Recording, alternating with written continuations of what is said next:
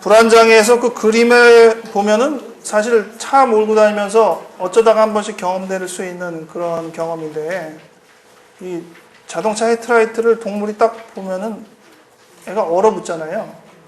확 얼어붙고 털도 바짝 쓰고. 근데 피하지 못하고 그냥 그것 때문에 오히려 다치는 경우가 있어요. 그게 왜 그렇죠? 지금처럼 뭔가가 그 동물의 신체에서 확 반응이 와가지고 그게 오히려 꼼짝 못하게 만들었다는 얘기잖아요. 어떤 현상이 일어난 걸까요? 교감신경이 한없이 항진된 겁니다.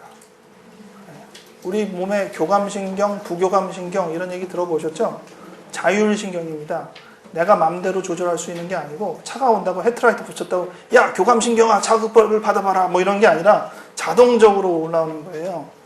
근데 교감신경은 대개적으로 긴장을 만듭니다. 그리고 부교감신경은 동물이든 사람을 노곤하게 만들죠. 그래서 잠잘 때는 이제 축 풀어지잖아요. 그럴 때는 이제 부교감신경이 많이 이제 작용을 하고, 교감신경은 긴장 상태. 근데 이 교감신경을 가리켜서 fight or flight reaction이라는 용어를 붙여요. fight은 싸운다는 뜻이죠. flight은 도망간다는 뜻입니다. 그러니까 싸우느냐 도망가느냐의 반응이 교감신경을 설명하는 용어입니다. 동물에서 똑같아요. 동물이 엑 하면서 딱 긴장을 하고 있다는 거는 fight, 과연 이 앞에 있는 대상과 내가 싸울 거냐, 아니면 직사하게 도망을 가야 되지 내가 생존에 유리할 거냐를 머리를 열심히 골리고 있다는 거죠. 긴장은 딱 하고 용수철 팽팽하게 이제 줄이듯이 딱 했는데 튕겨나가는 걸 어디로 튕길 거냐, 지금 앞에 있는 놈한테 튈 거냐, 아니면 반대로 튀어서 도망갈 거냐 이거죠. 그래서 쫙 구부리고 있는 상태가 바로 교감신경의 항진 상태라고 볼 수 있습니다. 그래서 fight or flight reaction, 투쟁 도피 반응 뭐 이런 용어를 써요. 근데 움츠려들기만 하고 튕겨나가야 되는데 튕기지를 못하고 움츠린 데에서 그냥 이렇게 멈춰 있는 거예요. 하도 움츠려가지고 튕기기에는 너무 굳어져 버린 거죠. 그러면은 어떻게 돼요? 지금처럼 그냥 오히려 로드킬을 당하거나 이런 꼴이 되는 거예요. 그러니까 교감신경이 적당히 항진이 될 때는 반응하기가 좋죠.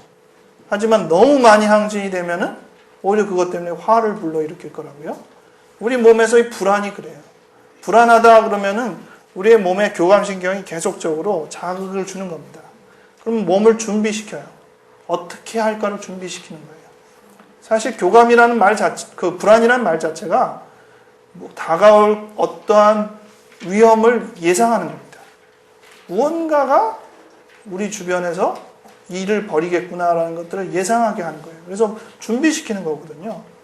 근데 그 준비가 적절히 이루어지면은 잘 긴장을 해서 어떻게 해결을 해야겠다는 것에 더 좋은 효과를 불러일으키는데, 오히려 거기에 압도되면 오히려 거기에 그냥 짓눌려가지고 오히려 꼼짝달싹 못하고 당하는 꼴이 되죠. 자율신경에서 교감신경, 부교감신경은 어떻게 구분하죠? 교감은 교감 선생님이 오실 때 잘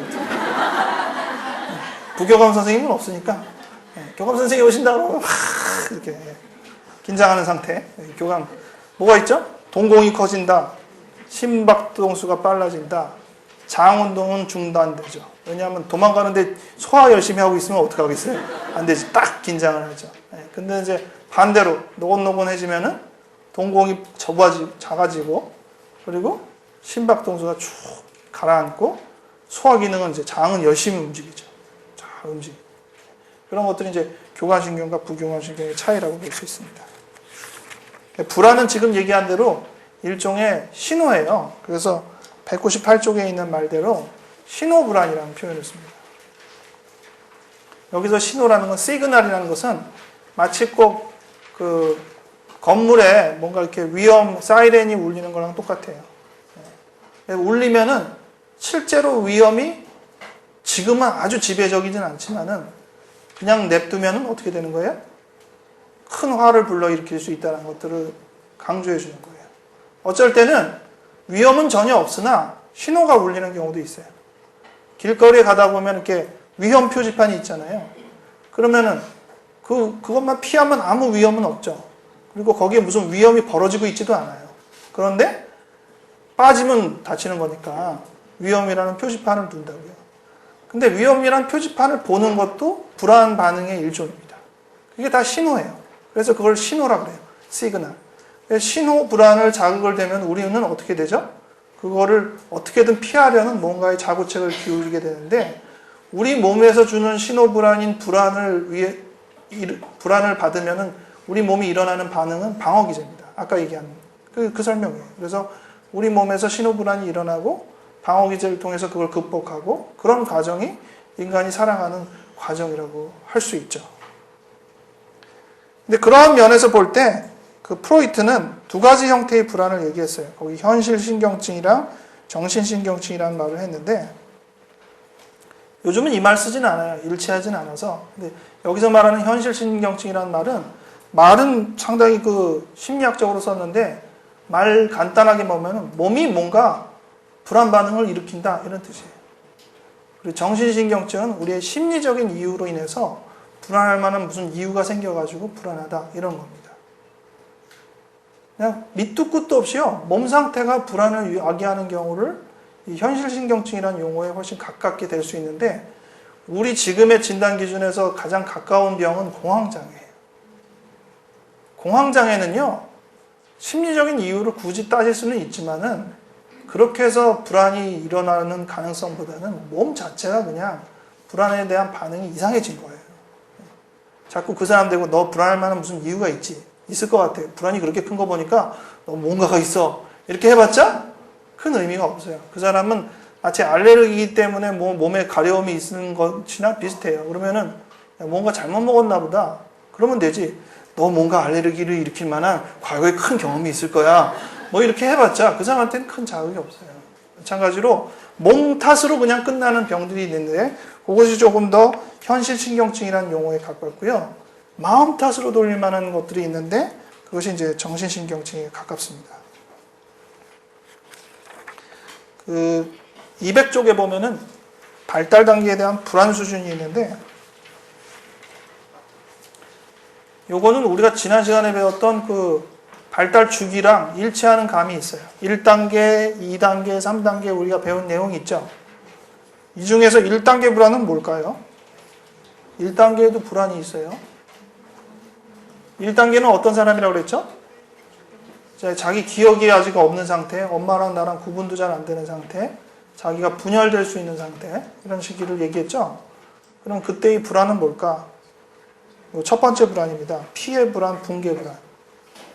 피해 불안은 그 딜루저널 무드 비슷하게 계속 뭔가가 주변에서 일이 벌어지고 그것이 나를 해칠 것 같다는 그런 막연한 느낌을 말해요. 그리고 붕괴 불안은 자기가 해체될 것 같은 불안.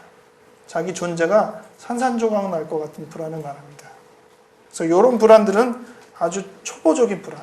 1단계에 자기 하나의 경계가 제대로 형성되지 못하고 그 흐트러지는 불안이라고 할 수 있어요.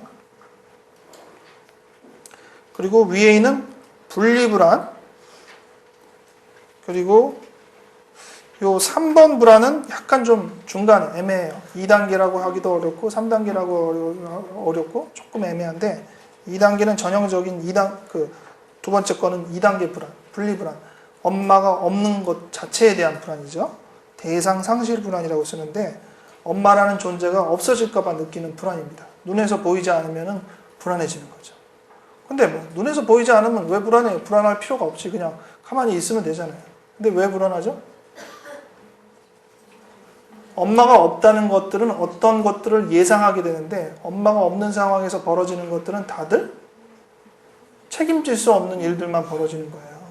엄마가 있어야지 뭐 이렇게 막아주기도 하고 또 엄마가 없으면 밥도 안 주고 엄마가 처음에 없을 때 당장은 뭐 큰 문제는 없어요. 하지만 엄마가 없다는 상황들이 결과적으로 아이에게 주는 압력이 있기 때문에 잠깐만 없어도 아이한테는 그것들을 예상하게 됩니다. 그래서 불안이 올라오죠. 그 다음 세 번째 불안은 분리불안을 좀 극복했어요. 엄마가 당장 없어도 엄마가 안 채워줘도 되죠. 이제는 자기가 해도 되고 다른 사람이 할 수도 있고 하니까 상실 불안은 없어요. 그런데 애정 불안. 누군가 날 인정해주지 않고 거절하고 이렇게 되면은 거기에 대한 불안이 이제 올라오는 것이죠. 근데 이 세 번째 불안과 네 번째 불안은 엄밀하게 구분하는 사람도 있고 섞어서 얘기하는 사람도 있고 또 애정상실 불안과 거세 불안을 완전히 나누는 사람도 있고 다양각색이에요. 그래서 여러분들이 그냥 쉽게 얘기할 때는 이제 3단계 불안 이렇게 이해해 주시면 좋고 조금 더 자세히 공부할 때는 내용들을 여러분들이 읽어보시면서 공부해 보시면 됩니다. 아주 대표적으로 얘기했던 초창기의 불안 얘기들은 거세 불안이에요. 프로이트가 얘기했는데 만 3세에서 5세가 되면은 남자아이는 자기의 성기가 잘릴 것 같은 불안을 느낀다. 뭐 이런 말을 했어요. 너무 어려운 얘기죠. 네. 아이가 뭐 별 생각을 다 하네. 그런데 무섭기는 무서울 거예요. 잘라버린다? 무섭긴 되게 무서울 거예요. 그렇지만은 그게 이제 심리적인 단계에서 볼 때는 그냥 3단계입니다. 그래서 애정상실 불안이나 초자아 불안이나 일치할 수 있다고 생각하셔도 큰 무리는 없어요. 근데 조금 더 이 거세라는 용어가 아주 좀 독특하니까 그거를 강조해서 그 용어를 개념화하는 사람들도 있어요. 그러니까 그렇게 염두에 두시면 좋아요. 특히 이제 거세 불안에서는 신체에 손상을 입는 불안을 거세 불안과 연장시켜서 많이 생각하는 경향이 있습니다. 그러니까 어디 손가락이나 이런 것들이 손괴된다는 개념이 그것이 성기가 손괴된다는 개념이랑 거의 일치한다는 개념으로 받아들여서 설명하기도 합니다. 불안은 왜 생기느냐라고 얘기할 때 거기에 보면은 생물학적인 이유도 있고 심리학적인 이유도 있고 이제 아까 얘기한 이 신호잖아요. 그러니까 신호를 제대로 받아들이지 않았을 때 불안이 올라올 수 있죠.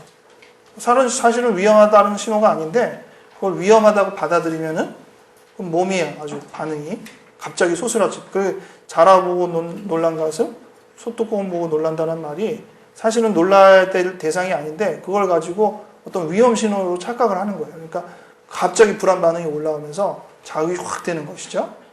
그리고 어떤 사람은 자극은 없어요. 공황장애가 특히 그런데 자극은 없어요. 근데 몸이 불안해서 나타난 반응이 일어나요. 자동적으로. 그러니까 상황에서 불안할 것도 전혀 없는데 무언가가 내 앞에서 불안할 만한 이유가 있는 것처럼 몸이 막 반응을 하니까 자동적으로 생각도 뭔가 불안한 거 아니야? 이렇게 흘러가는 거예요. 내가 어떤 길거리를 이렇게 지나가는데 저쪽에서 한 20명이 깍 하면서 도망가 봐요. 여러분들 어떻게 하시겠어요? 일단 뛰고 보는 거죠. 뭐 어떻게 하겠어요? 네? 그리고 불안하겠죠. 네. 하지만 사실 내 앞에서 내가 불안을 직접 목도한 건 아니었거든요. 네. 그런 반응과 비슷한 반응이 공황장애에서 일어나요. 가만히 버스 타고 가는데요. 심장이 두근거리더니 식은땀이 삐질삐질 흐르면서 막 그 자리에서 쓰러질 것 같아요. 그러면 어떻게 하죠? 대개는 옆에 있는 누구 아는 사람이 있으면 응급실 가자고. 실제로 응급실을 가요. 공황장애 처음 생긴 사람들은 아주 멀쩡한 상황에서 날벼락을 맞는 거예요. 퍽 하고 이제 공황 상태가 일어나니까. 이제 심장병이다, 이거는. 10중 8구 이건 심장발작이다. 이런 생각을 해가면서 병원에 가죠. 근데 병원 의사 참 매정하게도 아무 이상 없는데요. 이 한마디만 덜렁 던지는 거예요. 아니, 제가 죽을 뻔했단 말이에요, 선생님. 괜찮으세요? 아니에요, 선생님, 뭐 이상이 있나 봐요. 정신과 가보세요. 뭐예요? 날 미친 사람 취급하는 거예요. 네. 근데 사실은 공황장애는 신체 이상은 없어요. 심전도 찍고 뭐 하는데 아무 반응이 없어요. 희한하죠? 깨끗해요. 근데 그 한순간은요, 정말 자기 앞에서 무슨 사자 한 마리가 나타난 것 마냥 몸의 반응은 똑같이 일어나는 거예요. 이유도 없는데. 왜 일어나죠? 뇌에서 청반액이라는 그 아까 얘기한 사이렌 울리는 위치가 있고요. 그 사이렌을 울리면 어떻게 하겠어요? 몸으로 준비해라. 그래가지고 아까 얘기한 교감신경을 쫙 강화하는 어떤 신호를 보내요. 근데 가끔 우리도 보면은 괜히 혼자 사이렌 울리고 있는 애들 있죠. 불도 안 나는데 무슨 소방 사이렌 울리고 있으면 얘는 왜 이러래? 이렇게 그냥 보고 지나가잖아요. 근데 마찬가지예요. 뇌에서 사이렌이 그냥 시도 때도 없이 울리는 거예요. 근데 왜 이래라고 넘기기에는 우리 몸의 반응이 넘길 수가 없는 거죠. 온갖 불안 반응이 일어나니까. 그래서 무시는 못해요. 근데 치료는 똑같아요. 공황장애 치료가 뭔지 아세요? 무시하라예요. 신호가 와도 그것 때문에 당신한테 어떠한 일도 일어나지 않으니까 괜찮아, 무시해요, 이거예요. 치료 같지도 않죠. 근데 그거 가지고 좋아지는 사람이 얼마나 많은데요. 네. 공황장애 인지치료 보통 하거든요. 한 10주 코스 뭐 이렇게 하는데요. 한 공황장애 걸린 사람의 조금 강조를 하면요. 10명 중에 5명은 첫 강의에서 마음의 위안을 받고 많이 좋아져요. 첫 강의 내용이 뭔지 아세요? 공황장애로 죽지 않습니다. 이거예요. 응급실로 안 가셔도 그 자리에 잠깐 기다리시면 해결됩니다. 이거예요. 그 말이 얼마나 위안이 되는지 몰라요. 경험해본 사람들은요. 이걸로 안 죽는구나. 기다려도 괜찮아지는구나. 라는 것들을 지식적으로 알고 있는 게 얼마나 큰 힘인지 몰라요. 왜냐하면 얼마나 불안한데요. 공황장애 예로 이제 제가 넘어가서 이미 얘기를 드렸는데 그 진단 특징이 204쪽, 205쪽에 있고 206쪽은 이제 그런 공황 상태가 일어난 다음에 이후로 사람이 어떻게 변하는지를 적혀 있어요. 여러분은 그런 공황이 있으면 앞으로 어떻게 사실 것 같으세요? 버스 탔다가 일어났다고 칩시다. 버스 다시 타시겠어요? 부담스럽죠. 이런 분들이 이제 제일 싫어하는 게 문 닫히면은 정해진 시간까지는 안 열리는데 도망가야 되는데 그래서 무슨 뭐 기차 일단 한번 타면 어디까지 계속 가야 되잖아요. 지하철 문 잠기면은 다음까지 가야 되잖아요. 극장 극장은 뭐 어디 나올 수는 있죠. 어쨌든 그래도 이게 뭔가 이렇게 딱 닫히면은 그 다음에 다음 시간까지 자기가 쉽게 자유롭게 활동을 못할 때 불안의 그 예상들이 더 많이 올라오고 이 자리에서 일어나다가 큰일 나겠다 이러면은 심지어 더 일어나죠. 그러니까 점차로 이제 그런 환경들을 피하죠. 그래서 지하철 뭐 이런 대중교통 웬만큼만 잘 안 타고 그러면서 이제 서서히 자기의 영역이 좁아지죠. 그런 병을 가리켜서 광장공포증이라고 합니다. 아고라포비아, 광장공포증. 그러니까 공황장애에서 부가적인 증상으로 광장공포증이 있을 수도 있고 그냥 공황 없이도 광장공포증이 있는 사람도 있어요. 근데 대개는 그 불안 발작 때문에 공황 발작 때문에 광장공포증이 와요. 근데 용어가 좀 그래요. 아고라라는 말이 이제 광장이니까 광장에서 일어나나 보다. 넓은 데서 일어나나 보다. 이렇게 생각하는데 넓은 데서 일어나는 게 광장공포증이 아니라 사람 많은 데서 일어나는 게 광장공포증이에요. 그러니까 넓은 게 핵심이 아니에요. 여러분들도 넓은 장소에서 사람 많으면은 똑같은 부담을 느껴요. 장소가 넓다고 해서 위안이 되는 게 아니라 이 많은 운집한 사람 속에서 내가 뭘 어떻게 못하겠다 이런 생각을 들 거 아니에요. 그럴 때 이제 일어나요. 그래서 용어가 광장이 안 좋으니까 임소공포증, 어느 장소에 임할 때 일어나는 공포증이라고 하자 그래서 이름을 이제 임소공포증이라고 번역하기도 합니다. 두 용어 다 어떤 용어든 상관없어요. 그래서 그런 상태로 자꾸 영역이 좁아지고 자기에 대해서 안정을 못하고 언제 어디서 일어날지 모르니까 안정을 못하고 그런 병으로 흘러갈 가능성이 높은 병이죠. 그래서 이제 약을 쓰고요. 약을 쓰면은 공황 상태에서 이제 참고 그냥 넘어가도 된다고 얘기했잖아요. 근데 그냥 참기에는 너무 힘들잖아요. 그럴 때 약을 먹으면은 그야말로 몇 분 이내로 약작용을 해서 좀 풀려요. 그러니까 약을 갖고 다니면 되죠. 그 다음부터는 갖고 다니면 돼요. 그래서 어떤 사람은 한 번도 먹은 적은 없으면서 약만 갖고 다니는 것으로 충분히 안심이 되는 분들도 계세요. 근데 약이 없으면 불안해. 어떻게 뭔가 일어났을 때 대책이 없잖아요. 그러니까 약이 없다는 자체로 오히려 불안하고 약만 갖고 있으면 아무 문제 없는 분들도 꽤 있으세요. 공황 상태가 일어나는 사람들한테 약 외에 우리가 뭐를 해주느냐? 요 210쪽에 보면은 호흡 훈련과 이완 훈련이라는 걸 합니다. 이게 우리 몸에 있는 교감신경을 반대로 어떻게든 완화시킬 수 있는 나름의 자구책이에요. 교감신경은 아까 얘기한 대로 조절할 수 없다고 그랬죠? 자율신경이에요. 그러니까 자기가 스스로 올라가고 자기가 스스로 내려가고 그러는 거예요. 여러분들이 이렇게 서 있는 자세에서 심박동성이 60이 뛴다고 칩시다. 분당 60. 여기서 100으로 뛰게 한번 명령을 내려보세요. 심장아 100으로 뛰어라. 어서. 안 뛰네요. 네. 장운동이 막 꾸룩꾸룩 거리는데 멈춰. 멈추나요? 안 멈추죠. 그게 자율신경이기 때문에 그래요. 자기 나름대로 활동해요. 하지만 여러분들이 나름대로 뭔가를 해서 심박동수를 높이거나 또 장운동을 뭐 줄이거나 느리거나 해보세요 하면은 뭔가 할 수 있죠. 어떻게 할 수 있죠? 가령 심박동수를 올리려면 뛰면 되죠. 그건 명령으로 조절은 안 되지만은 자율신경계가 어떻게 하면 자극이 되는지 아닌지의 간접 경험을 통해서 어떻게든 내가 자율신경계를 건드릴 수 있다는 것을 알고 있는 거예요. 그러니까 서서 명령은 안 되죠. 아무리 시켜도 안 돼요. 하지만 근육은 명령으로 충분히 당길 수 있어요. 그죠? 근육은 자율신경이 아니라 수위, 자기가 명령으로 처리를 하는 거니까. 그러나 그렇다고 해도 자율신경을 통해서 우리 심박동수를 뛰게 하는 것들은 충분히 할 수 있는 거예요. 마찬가지로 우리 몸을 뭔가 이렇게 작용을 해서 부교감신경을 강화하고 자율신경의 교감신경을 낮출 수 있는 요령이 있어요. 그 가장 대표적인 두 개가 호흡과 이완요법입니다. 그래서 이거를 연습을 계속 시키면은 약을 대치할 수 있다라고 말해요. 그래서 이제 처음에는 이제 급한 상황이 벌어지니까 공황장애를 약으로 치료하는데 나중에는 이 훈련을 계속하면은 약 대신 이걸로 대체할 수 있다라고 이제 소개도 하고 훈련을 합니다. 호흡 훈련은 쉬워요. 여러분들 보통 이제 우리가 복식 호흡이라고 얘기하는 그 호흡입니다. 되게 빨리 들여 마시고 천천히 내쉬는 그 호흡을 통해서 긴장을 완화를 시키는 거예요. 여기서 이제 연습하면 다 졸겠죠? 그리고 긴장 완화 훈련도 그렇죠. 어떻게든 우리가 손발을 쭉 처지게 만들면은 우리 그 신경의 회로상 부교감 신경도 같이 이렇게 따라갈 수 있어요. 근데 그냥 이런 상태에서 그냥 이완해 보세요는 잘 안 돼요. 사람의 특성상. 그래서 처음에는 긴장을 시킵니다.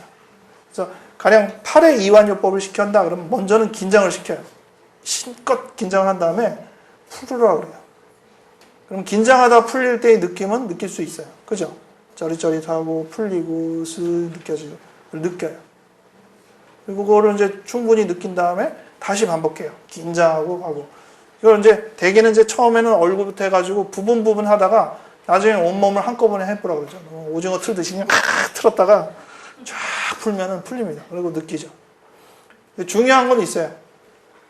호흡요법이든 이완요법이든 이완이 될 때 반드시 말을 반복해야 돼. 속으로든 겉으로든. 편안하다. 이걸 반복해야 돼. 이게 중요해요. 이게 왜 중요하냐? 뭐 아까 그 개도 훈련하듯이요. 우리도 몸을 훈련합니다. 불안도 일종의 러닝, 학습된 거거든요. 그러니까 우리에게 있어서 이완도 학습을 시킬 수 있어요. 그 종치고 밥 주면서 계속 종치면 나중에 개가 종만 쳐도 침을 흘린다면서요. 우리도 그렇게 할 수 있어요. 우리도 밥 주면서 계속 종을 치면은요, 나중에 종만 쳐도 입에서 침이 나와요. 마찬가지로 우리도 무언가의 신호를 주면은요, 지금은 이렇게 하고 이렇게 하고 하면서 이완을 하는데 생각만 하거나 그것만 작용만 해도 자동적으로 우리의 몸이 이완으로 이렇게 부교감이 되도록 훈련할 수 있어요. 그걸 하는 거예요. 그러니까 호흡할 때 하면서 이완이 될 때 편안하다는 단어를 반복하고 몸도 긴장하면서 이완할 때 편안하다는 단어를 반복하면은 나중에는 몸 안 하고 호흡 안 하고 생각으로 편안하다라는 단어만 떠올라도 몸에서 부교감 신경이 자극이 돼요. 그러니까 두 개를 매치시키는 훈련을 상당히 오랫동안 해야겠죠. 그 노력을 잘 하면은요, 공황장애에서 일어나는 그런 현상들을 상당히 줄여줄 수 있습니다. 그 다음 이제 제일 많이 알고 있는 게 강박장애죠. 212쪽인데. 한번 솔직하게 고백을 해볼까요? 나 강박 사고가 있습니다. 하시는 분. 많이 있죠? 예. 저희 동지들. 예. 강박 사고는 생각보다 꽤 많습니다. 예. 그리고 정상적인 영역으로도 많고요. 그리고 지난번에 우리가 이제 증상군에서도 얘기했지만은 망상이나 뭐 환청이나 이런 것들은 자기가 병이 있으면서도 병을 인정하지 않지만은 강박 사고는 자기 스스로도 인정을 잘하고 제발 좀 없앴으면 좋겠다라고 생각할 정도로 병에 대한 이질감이 많은 편이에요. 그래서 치료도 잘하려고 하고 이런 특성이 많죠. 근데 그 강박 사고가 일어나면은 우리가 도대체 어떤 생각을 그렇게 하게 돼? 강박 사고, 끔찍한 생각, 이런 생각을 하냐. 주로는 이제 그 생각들이 아주 저주스러운 생각이거나 아니면 성적인 의미를 담고 있거나 아니면 되게 청결 문제를 많이 갖습니다. 여러분들 제일 많이 하는 건 뭐 가스불 잠그는 거, 뭐 도시가스 이런 거 확인 계속하고 문 걸었나 안 잠겼나 이런 거 가지고 계속 확인하는 작업 얘기를 하잖아요. 그런 것들도 보면은 되게 그 청결 문제 그리고 위험 그런 문제가 있어요. 어떤 사람은 심한 강박증이 있는데 어느 정도로 심하냐면은 자기가 어제 그 무슨 건물의 지하에서 사람을 죽였다라는 생각이 떠오르는 거예요. 아주 터무니없죠. 거기 간 적도 없고 사실은 그 지하가 있는지조차 그 건물의 지하실에 그런 데가 있는지조차 사실은 경험도 잘 없는 그런 사람이 내가 어디 부분에서 누군가 사람을 죽였다는 생각이 들어요. 그럼 괴롭죠. 그럼 어떻게 하면 좋을까요? 무시하고 가면 되잖아요. 병이 오래되면요 꼭 가봐요. 정말인지 꼭 가봐요. 그래서 가서 아무 문제 없지. 그래야 안도를 할 정도로 생각이 자꾸 드니까 아주 그거를 벗어나기가 힘든 거예요. 근데 강박이란 생각이 왜 드냐? 불안처럼 이게 강박이 불안인가요? 강박 자체는 무슨 불안이 아닌데 근데 강박이 불안을 많이 일으키거든요. 그래서 분류상으로는 불안장애에 들어갑니다. 강박 자체로는 사실은 강박 자체는 불안은 아니에요. 근데 워낙 불안을 달고 다니게 만드는 어떤 특성이 많다 보니까 아예 분류 자체를 불안장애 쪽으로 넣어줬어요. 근데 이제 강박을 왜 일으키느냐라고 생각할 때 다음에 다룰 강박성 인격 내지는 거기서 더 다루는 인지적인 사람과 감정적인 사람의 이 큰 주제에서 여러분들이 한 가지 좀 잘 기억할 게 있는데요. 강박은 생각으로 자기를 조절하려는 하나의 큰 방식입니다. 그러니까 정서를 느끼지 않고 생각으로 모든 것들을 해결하려는 대표적인 방식이에요.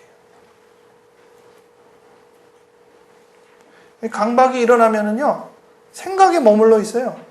계속 무슨 생각하고, 논리 싸움하고, 정확하냐, 아니냐 따지고 있고, 그래요. 근데 사실은 그 자체가 하나의 감정적인 언어라는 겁니다. 여러분들이 그거를 잘 명심해 주시길 바라요. 어떤 사람은 좀 사람이 이렇게 건조해가지고, 정서적인 표현을 참 안 해요. 그래서 뭐 사랑해, 심지어는 이제 불쾌한 것도 화가 나 이런 것들 거의 안 하죠. 주로 뭐를 하느냐? 이런 인지적인 언어를 구사합니다. 사랑해 그러면은 오늘 심박동수가 조금 더 내려가고 근육의 긴장도가 내려갔습니다. 뭐 이렇게 말해야지 이제 맞는 거예요. 화가 나라는 표현도 제 머리털의 신경 기운이 옛날부터 뭔가 좀 달라가지고 바짝바짝 쓰는 것이 아주 남다릅니다. 뭐 이렇게 표현하는 거죠. 그런데 인지적인 사람은요, 그 표현을 일반적인 표현을 쓰기를 싫어하는 것 같아요. 그게 뭐 독특하고 싶어서라기보다는요, 정확하게 자기를 설명하고 싶은 거예요. 그냥 화가 나도 그냥 화가 나 이렇게 표현하고 싶지 않고요. 한 185단계의 화가 난다. 뭐 이렇게 말하고 싶은 거예요. 정확하게 말하고 싶은 거예요. 그러니까 정확하게 하다 보면은 감정 표현이 정확해지는 게 아니라 주로 요 5번째 머리카락이 땡기는데요. 뭐 이런 식이에요. 그러니까 그 언어로 자기의 어떤 정확성을 어떻게든 좀 설명해보고 싶은 그런 마음들을 가지고 있어요. 보면 안타깝죠. 어떻게 치료를 해야 될까? 치료의 방향성은 그래요. 이 인지적인 특성이 강해서 나타나는 병들은 결국 정서로 중화한 거예요. 반대로 이제 정서적인 특성이 강한 사람은 인지로 이제 병을 중화를 해야죠. 그러니까 결과적으로 볼 때는 강박성에 내지는 강박 이게 인격이든 강박증이든 이러한 2단계, 주로 2단계 문제인데 거기에서 인지적인 처리로 너무 강력하게 된 사람은 어떻게든 그 사람이 정서적인 감정을 느끼게 하고 정서적인 표현을 하도록 도와주는 것이 중요한 거예요. 그게 치료예요. 근데 이제 그렇게 치료를 하면 마음에 안 들어해요. 왜? 당장 요걸 바꿔달라는 거죠. 요 5번째 머리카락 요거를 선생님이 바꿔주셔야지. 지금 제가 무슨 우울하다, 뭐 우리 엄마에 대해서 내가 싫어한다. 그게 중요한 게 아니거든요. 이렇게 생각하고 싶어 해요. 그러니까 이제 그게 아니라 이 5번째 머리카락은 중요한 게 아니라 이렇게 얘기하면 마음이 안 되죠. 그러니까 두 가지를 다 얘기해 줘야 돼요. 그래요? 5번째 머리카락을 4번째 머리카락으로 바꿔봅시다. 뭐 이렇게 이제 좀 도와주기는 하는데 그러나 이번에 지금 어머니랑 크게 문제가 있지 않았느냐 좀 더 얘기해 보셔라 해가지고 정서 표현을 얘기를 해 주는 거예요. 그러면 처음에는요 그게 따로 놀아요. 표현은 표현이고 증상은 증상이고 이게 계속 이중적으로 따로 놀아요. 근데 치료가 잘 되면은 두 가지가 이렇게 섞입니다. 그래가지고 확실히 결국은 내 이 집중 공략, 직접적인 공략, 강박증 자체를 공략하는 것보다 정서 간접적인 공략, 내 감정을 잘 다뤄주는 게 오히려 문제를 해소하는데 훨씬 빠르구나라는 걸 느끼죠. 그런 면에서 제일 이제 그 보여줄 만한 영화가 하나 있죠. 이보다 더 좋을 수는 없다는. 가장 그 영화의 그 주요한 대사이기도 하고 대사는 이렇습니다. You make me want to be a better man. 당신이 나를 더 좋은 사람이 되고 싶은 마음을 갖게 했다. 이게 왜 감동적인지는 영화 본 사람은 알고 못 본 사람은 모르죠. 뒷대사 제가 강박이 있어가지고 영화를 보니까 야 이렇게 자막이 엉뚱한 자막이 있는지 아까도 그렇고요. 이 자막도 상당히 그 바로 뒤에 나오는 그 남자의 대사인데 해석 어렵거든요. 뭐 해석해 보니까 간단히 이런 거예요. 그 영화 제가 보여주는 장면 전에 이 여성한테 당신은 그냥 집에 있는 옷 입고 나오고 나는 옷 사고 오고 이거 불공평하다 이렇게 얘기를 했더니 이 여성이 삐져가지고 가려고 그랬어요. 그랬더니 앉아라 왜 가려고 그러냐. 그러니까 그럼 나한테 칭찬해라. 그러면서 이제 이게 나오는 거예요. 칭찬을 하라니까 하고 있는 거거든요. 이 표현이 이제 칭찬을 하라의 핵심인데 이 표현을 하고 이 여성이 굉장히 감동을 받았어요. 그랬더니 이제 하는 말이 이거예요. Well, maybe I overshot you because I.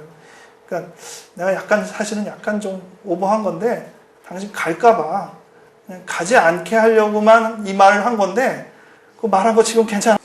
내가 참 약을 싫어하는데 그 약을 다시 먹게 됐다. 그랬더니 뭐 그게 뭐 칭찬이냐 라고 했더니 그만큼 내가 당신한테 멋진 사람이 되도록 노력해보고 싶었다.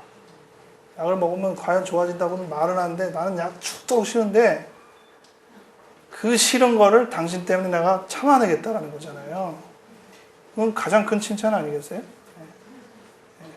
그랬더니 이 여인이 또 약 먹는 거 좋냐?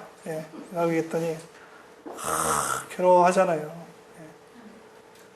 강박증 환자가 왜 약 먹는 걸 싫어할까요? 나아지면 좋을 거 아니에요. 자기는 괴롭다면서요. 약 먹으면 좋아지면 되지.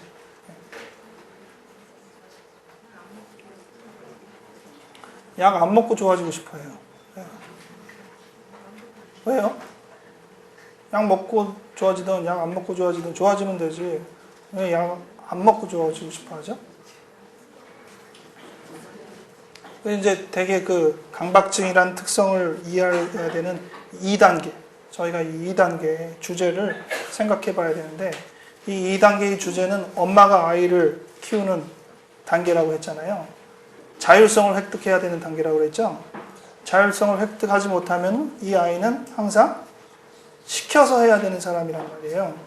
그래서 그거를 이제 수치라는 단어로 생각했지만 사실 수치보다 더 적절한 단어는 inadequacy, 그러니까 더 불충분감이라고 표현하거나 아니면 누군가 나를 지배한다라는 단어가 훨씬 더 적절한 표현이에요. 다시 쉽게 얘기하면 컨트롤 이슈. 누가 나를 통제하느냐에 달려 있어요. 누가 나를 통제하느냐. 자기가 자신을 통제하면 그건 자율성이에요. 하지만 자기가 자기를 통제하고 있지 않으면 어떻게 되죠? 누군가가 나를 통제하는 거예요. 항상 통제를 누가 해야 돼요? 자기가 해야 돼요. 근데 약을 먹으면 어떻게 되죠? 약이 자기를 통제하는 거예요. 그러니까 약으로 좋아졌다는 말이 전혀 칭찬이 안 돼요. 왜냐하면 약으로 좋아진 거니까. 내가 나를 좋아지게 해야 되는데 내가 나를 좋아지게 한 게 아니라 약이 나를 좋아지게 한 거니까 그거는 본인한테는 완전히 감옥에 갇혀 있는 느낌이에요. 근데 지금 그 감옥을 이 사람이 스스로 선택하는 거예요. 왜요? 사랑 때문에. 그러니까 이 정서 경험이 얼마나 사람을 중화시키는지를 잘 보여주는 면에서 아주 탁월하고, 키스하면은 옆에 보잖아요, 옆에. 나를 어떻게 평가할까? 한 번 이렇게 본 다음에, 그 다음에서 이제 비로소 그 여성 상대를 보고 반길 수 있는 이런 마음 상태가 제가 보기에 아주 연기를 참 잘하는 것 같아요. 여러분들도 그런 의미에서 볼 때 이 강박적인 특성을 갖고 있는 사람한테 강박적인 얘기하고 있다면은 정말 말싸움이에요. 5번째 머리카락이 어디냐고. 예? 아니, 그거 있다고. 이래봤자 1시간 그냥 후딱 갑니다. 예. 근데 그런 가운데에서 뭔가 정서 표현을 할 수 있게 그 남자를 도와주고, 이 지금 주인공의 여자 주인공처럼 이 상대를 이끌어주는 거예요. 끌어주는 거예요. 정서 경험을 할 수 있게, 표현할 수 있게 도와주면은 어느 한순간인가 자기가 갖고 있던 그 아주 탄탄한 강박적인 사고가 예전보다 많이 수월해지고 있다는 것들을 본인이 알게 돼요. 그게 치료다. 강박증 입장에서는 그게 중요한 치료다라고 여러분들이 기억해 주시면 좋겠습니다. 이제 스트레스 관련된 공포증과 여러 가지가 있는데 한 가지 제가 설명을 드리겠습니다. 218쪽에 보면은 그 중간에 외상 후 스트레스 장애에 대한 설명이 간단히 있어요. 외상 후 스트레스 장애는 충격 이후 최소 한 달 이상의 기간에 재경험, 자극 회피, 과다 각성 상태의 3가지 특성이 나타나면 그 진단이 뭐라고 해야 된다고요? 외상 후 스트레스 장애가 됩니다. 외상 후 스트레스 장애, 영어로 이제 PTSD라고 흔히 얘기하는데 많이들 듣죠? 근데 그때의 트라우마, 이 외상이라는 표현이 어느 정도를 말이키느냐? 충격을 받으면 무조건 트라우마냐? 외상이냐? 나 충격받았어요. 그러면 그게 다 외상이냐? 그렇지는 않아요. 여기서 말하는 그 트라우마, 외상이라는, 내지는 충격이라고 번역할 수 있는 이 트라우마는 누구든 그 자리에서 그렇게 느끼면 거의 10중 8구, 예외 없이 공포를 느끼는 그 정도의 상황입니다. 나는 그때 힘들었단 말이에요. 이거 가지고는 안 돼요. 거의 대부분의 사람이 상식적으로 그런 상황에서는 정말 끔찍했겠다라고 얘기하는 정도가 돼야지 트라우마에 칩니다. 요즘은 교통사고를 트라우마에 치는 편인데요. 사실 교통사고도 상황에 따라서 트라우마가 아닐 수도 있어요. 가령 뭐 차가 와서 놀랐다. 그 정도 가지고는 트라우마는 아니에요. 아주 큰 외상을 받아서 정말 보기에도 끔찍해야지 외상이죠. 근데 요즘은 이제 교통사고 나가지고 뭐 하면은 이 PTSD 진단을 약간 좀 남용하는 경향이 있는 것 같아요. 근데 그 PTSD에서 3가지가 있어야 된다고 했죠? 재경험, 자극 회피, 과다각성 상태. 이게 뭔지를 보기 위해서 진단 기준 한번 미리 볼게요. 290쪽입니다.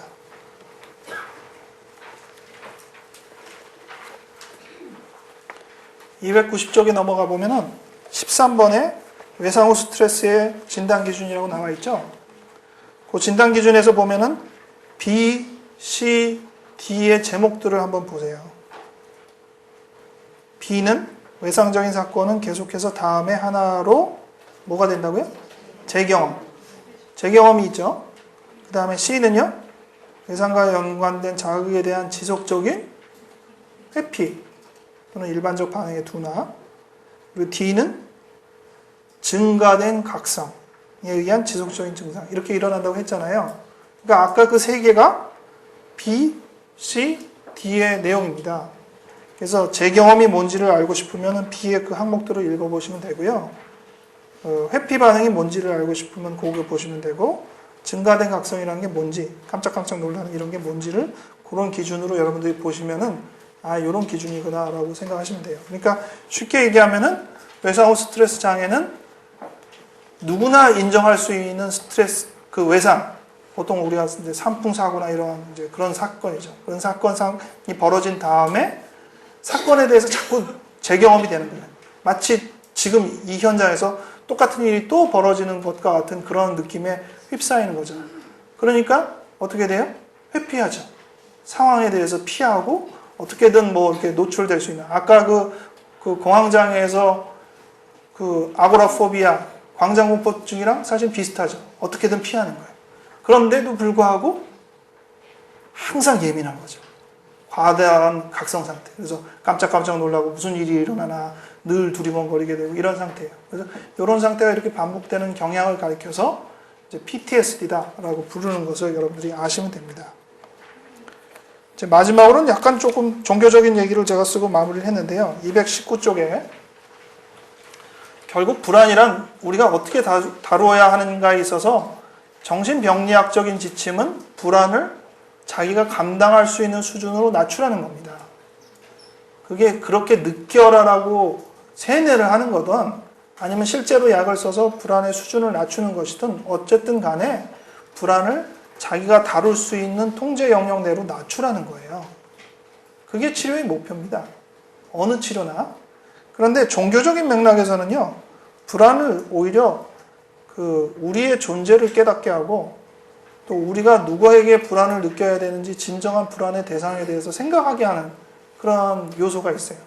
해리장애도 참 영적인 부분인 것 같이 이 불안도 인간의 실존으로 생각하게 되고 또 불안을 진정으로 어떻게 다스려야 되는지를 알게 하는데 제가 써기도 잘 썼어요.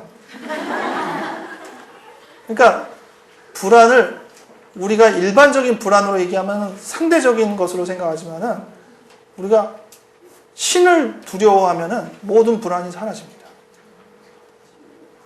멋있지 않아요? 내가 쓰고도 야, 잘 썼다. 신을 두려워하는 존재는요, 다른 불안이 다 사라져요. 아무것도 아니에요. 그래서 불안은 결과적으로는 이 도토리 키재기에서 승부를 걸지 마시고요. 더 큰 불안에 아예 그냥 딱 자기를 이렇게 몰아넣으시고 다른 것들은 다 그냥 사장시키세요. 그게 진정한 불안에 대한 우리의 처리가 아닌가라는 생각을 하게 됩니다.